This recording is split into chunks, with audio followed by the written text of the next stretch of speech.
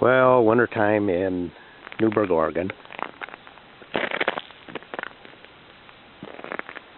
Neighbor's house. My 54, kind of looking a little chilly there in our house. So we got 6-8 inches of snow Friday, Saturday. And then last night, Sunday morning, last night, we get the freezing rain. About a quarter inch of ice there. It's what?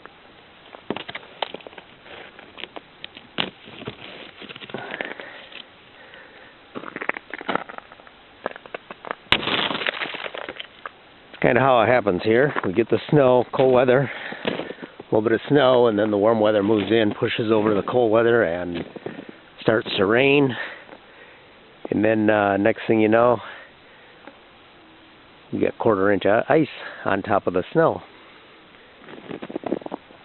Of course, nobody plows the streets here. I don't think they have a plow. They go out and sand a little bit. But a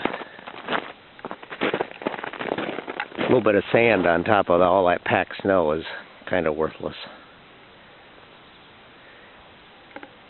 Not many people out this morning. Most of them staying home. That's good. Here comes a guy. Malibu.